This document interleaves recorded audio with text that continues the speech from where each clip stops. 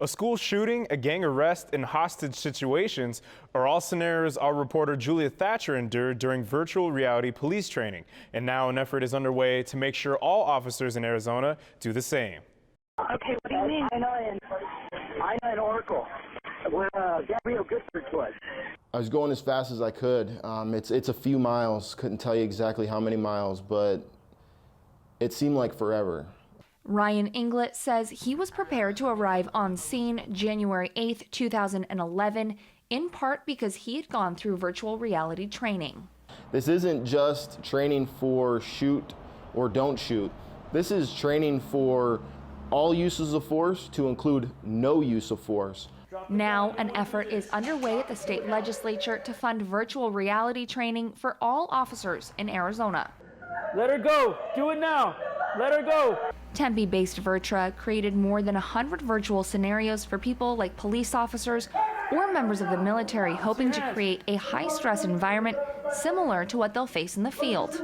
Officers need to be held at a higher standard. We expect that, but we also need to provide them the tools to hold them at those higher standards. During a simulation, if an officer is shot, it triggers an electronic impulse device. For me, they put it on a civilian level, but for an officer, it can be crippling. It teaches them how to work through the pain. And with the number of controversial police shootings on the rise, some argue the time for funding is now. During the course of the year, they get very little training. And keeping up those skills and new technologies are very, very helpful. So that's why I think it's now. When I went through the virtual reality training, they tried to make it as real for me as it is for the officers, even taking the time to break down my split-second decision-making to give me a better understanding of having to justify my actions. How would you like it if a police officer showed up and didn't even know anything about you and started just pointing a taser at you? That would be kind of weird. Even in those virtual reality situations, you still elevate. You know, your adrenaline still gets going. Providing training statewide comes at a price, up to $6 million.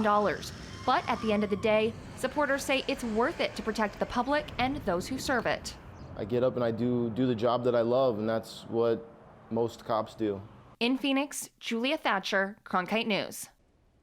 Supporters will find out about legislative funding within the next few weeks. If passed, we're told Arizona will be the first state to require the training.